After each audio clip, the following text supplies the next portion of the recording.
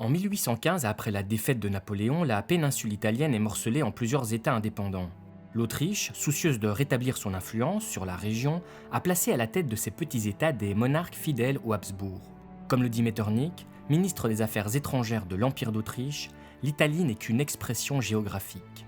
Cependant, au cours du XIXe siècle, des voix se font entendre pour réclamer la création d'un État italien et la fin de l'influence autrichienne sur la péninsule.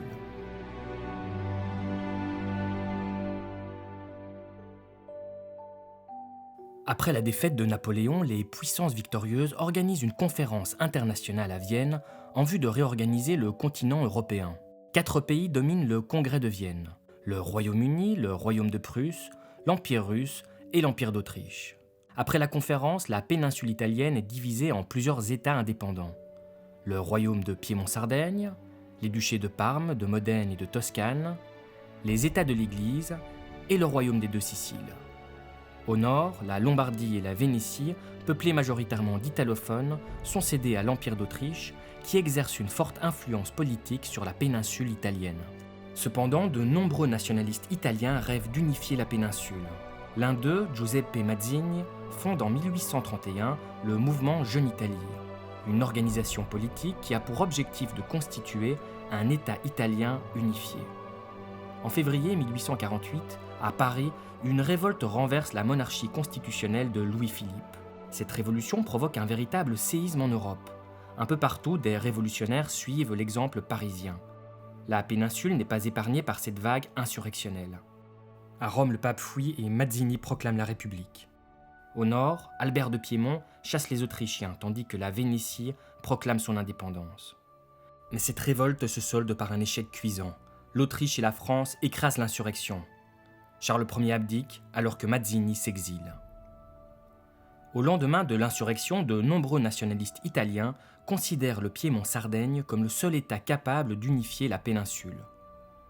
Son nouveau monarque, Victor Emmanuel II, jouit d'une grande popularité car il est le seul chef d'État de la péninsule à maintenir une constitution libérale. En 1852, il nomme Cavour Premier ministre.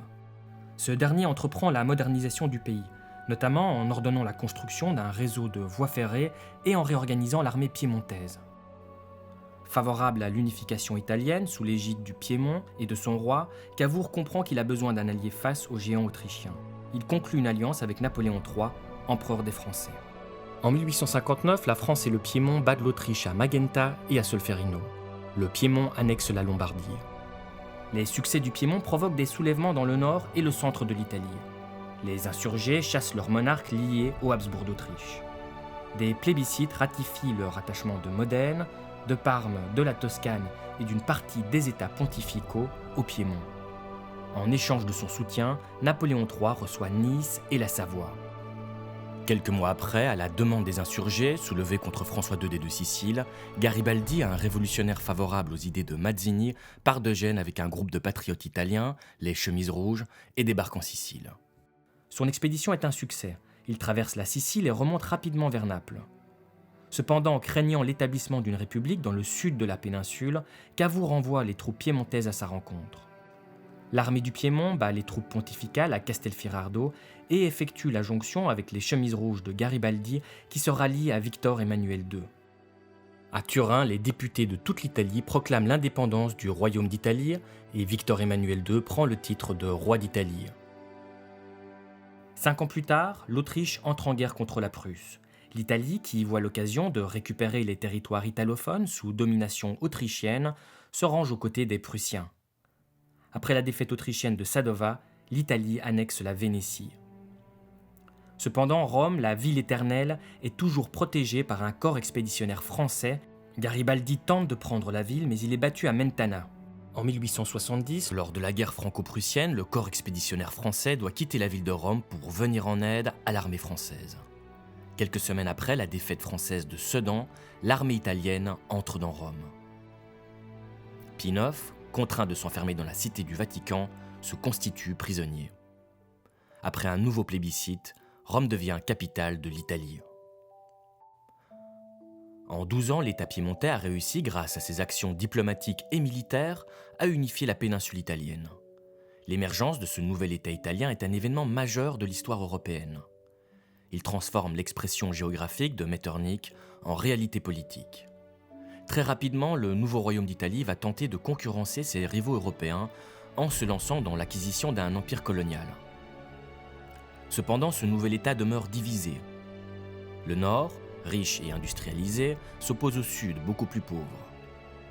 L'indépendance a été réalisée par des hommes du nord, et ce sont eux qui dirigeront le nouvel État italien.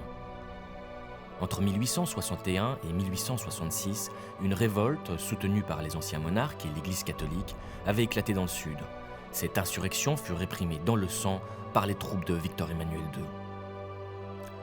Après la prise de Rome par l'armée italienne, Pie IX, chef de l'Église catholique, s'est cloîtré dans la cité du Vatican et refuse de reconnaître l'État italien. En 1874, il interdit aux catholiques italiens de se rendre aux urnes. Enfin, pour certains nationalistes, le processus d'unification n'est pas abouti. Ces patriotes revendiquent Trieste et le Trentin, toujours sous domination autrichienne.